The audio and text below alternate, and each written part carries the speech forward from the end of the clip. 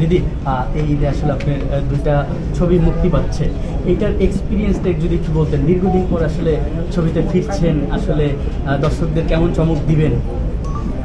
আসলে চমক দেওয়ার বিষয় নয়, ভালো কাজ উপহার দেওয়াটা হচ্ছে ইম্পর্টেন্ট। আমি যতটুকু মনে হচ্ছে আমার, সেটা হচ্ছে যে আমাদের প্রোডাকশনের এখনো কাজ কমপ্লিট হয়নি, সুতরাং এই বিষয়ে আমি নিজেও কনফার্ম হয়তো বা দর্শকদের সাথে শেয়ার করতে পারছি না সিনেমা রিলিজের ক্ষেত্রে। দিদি, এবার ঈদে তো আসলে অনেক মুভি মুক্তি পাবে, সেক্ষেত্রে আসলে আপনার ছবিটা নিয়ে আপনি কতটা আশাবাদী? হ্যাঁ, যে ছবিগুলো মুক্তি পাচ্ছে সেগুলোর জন্য শুভকামনা। আর আমার ছবিটা যেহেতু এখনো প্রোডাকশন থেকে ওইরকম 100% আমি শিওর পাইনি, সুতরাং এই বিষয় নিয়ে আসলে ওইভাবে শিওরদের কথা বলতে পারছি না।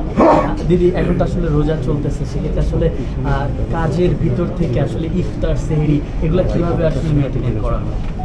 এটা তো একদম এটা আসলে কি বলবো, যখন আপনারাও কাজে থাকেন, যখন আজান দেয়, সেটা রাস্তায় হোক, কাজের জায়গায় হোক, বাসায় হোক, তখন তো সেই জায়গাটাতে আপনি ইফতারি করতে পারেন। তো আমরাও মানুষ, আমিও সেভাবে কাজ করা হয়।